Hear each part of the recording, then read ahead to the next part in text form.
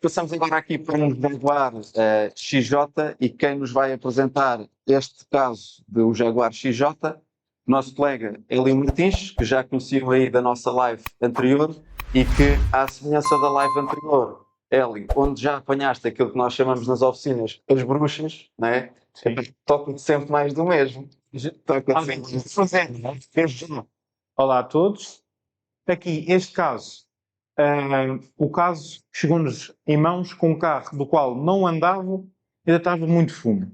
As únicas avarias que nós tínhamos eram estes dois códigos de erros remetentes à falta de fluxo no sensor de MAF número 1. Querendo ou não, este é um carro com duas bancadas, é um V6, e ele separa um sensor MAF para cada turbo, porque ele também... MAF número 1 e número 2 bancadas, significa que temos o MAF número 2. E o MAF número 2. Sim. Problemas. Sim, porque o número 2 estava a ler tudo como deve ser, já o número 1 não lia nada. Se um MAF dá problemas, dois MAFs podem dar problemas Duas vezes. Não é?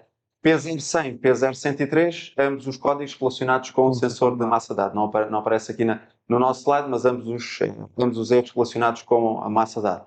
Em termos de abordagem do reparador, Hélio, o que é que foi feito aqui? O reparador começou logo por verificar o sistema de sobrealimentação, verificar se não havia fugas no sistema, verificou a parte da admissão, borboletas, tudo o que nós sabemos que estes carros costumam ter alguns tipos de problemas, e depois foi verificar o sistema da EGR, por bem, como o José falou há bocado, a EGR também pode ou não ajudar-nos a ter valores falsos nos nossos medidores de massa dada, ainda mais neste caso que temos dois.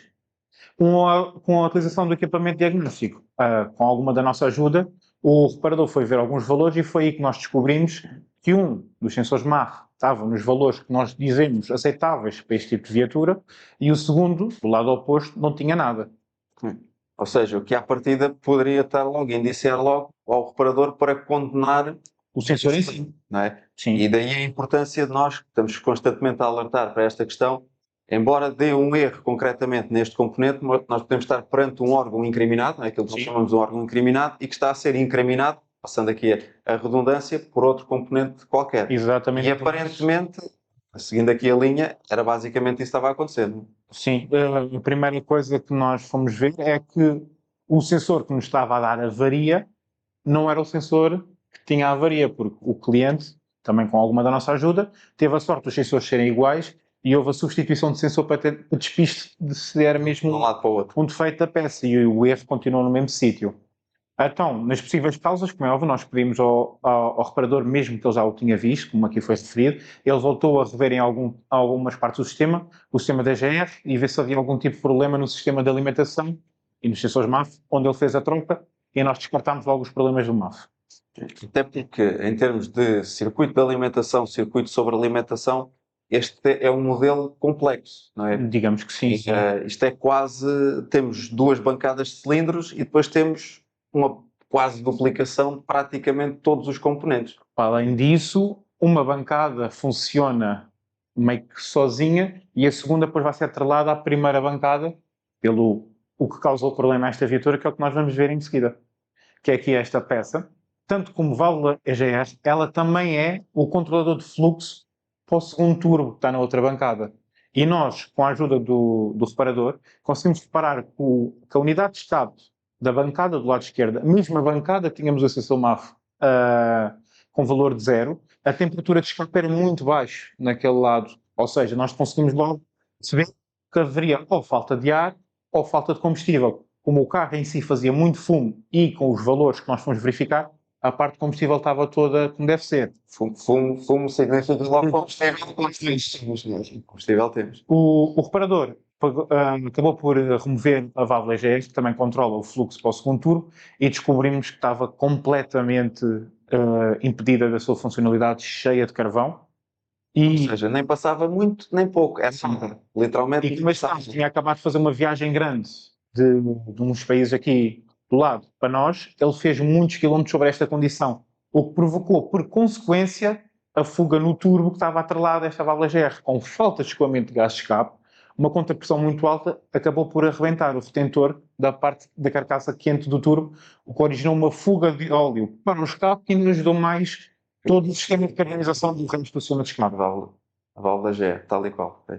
Ou seja, resumindo e concluindo, solução para isto, foi a troca da válvula EGR, porque ela já estava sem capacidade de ser operacional derivado às temperaturas elevadas que recebeu por não funcionar. Toda a desobstrução deste tubo que nós conseguimos ver aqui no slide, que é o responsável pela ligação dos gases de escape do primeiro turbo para com o segundo turbo, que era esse o motivo também de nós termos uma das bancadas mais fria e não termos ar na parte do sensor.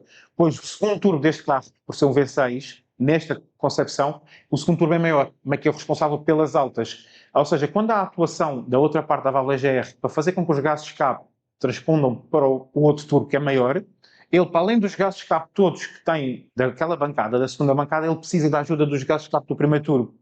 E como tínhamos esse sistema obstruído, não o tínhamos. Ou seja, o turbo estava lá basicamente só pendurado, ele não tinha força o suficiente para girar, daí a nossa falta de valores e este encaminhamento todo de problemas. Ou seja, isto é, para além de ser já por si só EGR, não é? E tudo o que está relacionado com EGR, EGR e MAF, nós temos noção aí das dificuldades que o pessoal passa pelas oficinas fora. Ainda temos 2 sistemas e temos 2 sistemas que a dada altura se interligam e que depois desfuncionam, digamos assim, não é? Isto é quase que aqui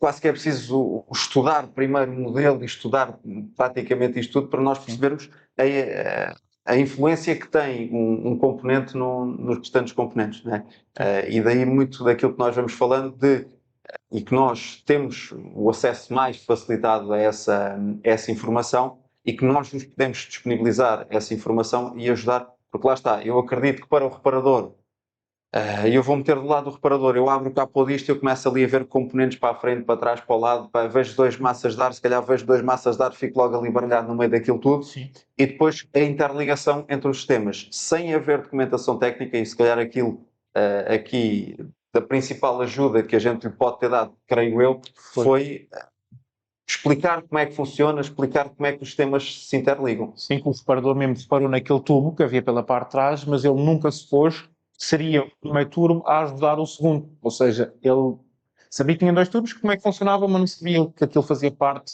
da ajuda. Ou seja, meio que poderia ser uma parte do problema passado ao lado, porque o reparador dificilmente chegaria lá. Ao fim, ele iria muito provavelmente acabar, ia ter que quitar algumas peças, chegava a um ponto que ele ia lá chegar. Chegava a um ponto em que... Mas nós conseguimos fazer, lá está, com a nossa proposta da Techmaster, conseguimos fazer com que o diagnóstico da pessoa conseguisse ser muito mais eficaz e muito mais rápido. Até porque aqui o objetivo é mesmo esse, não é? Evitar que o pessoal vá trocando peças. Sim. A dada altura, também aumentando significativamente os custos de reparação para o cliente e fazer aqui um diagnóstico mais assertivo, ou tentar fazer um diagnóstico mais assertivo. Sim. Okay? E foi.